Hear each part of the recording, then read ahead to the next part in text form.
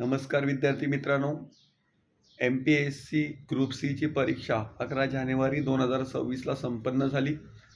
भरपूर मुलांचं मला मेसेज येत आहे आणि कमेंट येत आहे, की सर ग्रुप सीचं कट ऑफ काय असणार आहे?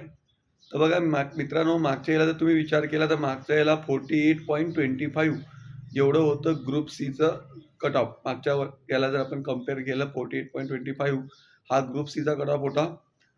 यावर्षी मुलांना पेपर सोपा वाटतोय, पण बघा मित्रांनो, की पेपर हा सोपा होता, पण तो कोणाला सोपा होता, की ज्याची प्रॉपर कन्सेप्ट क्लिअर होती, ज्याचा चांगला अभ्यास होता, अशा मुलांनाच या ठिकाणी हा पेपर सोपा गेला होता.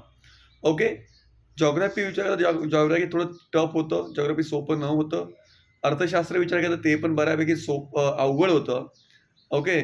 पण सोपा जर आपण विचार केला थोडंफार, तर थोडंसं हिस्ट्री मला थोडा सोपा वाटला.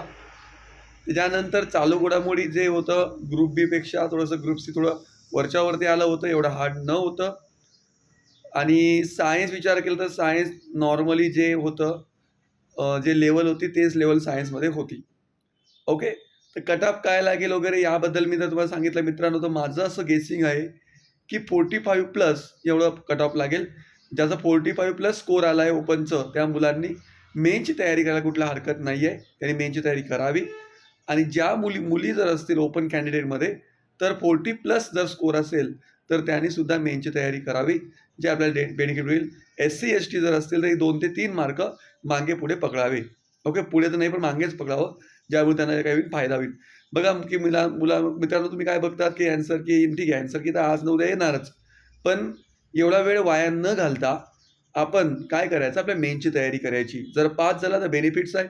नाही पास झाला तर रिव्हिजन होईल. पुढच्या एक्झामला नक्कीच या ठिकाणी बेनिफिट होईल. तर मित्रांनो, तुम्हाला माझा चॅनल आवडत असेल तर लाईक, सबस्क्राईब आणि कमेंट करा मित्रांनो.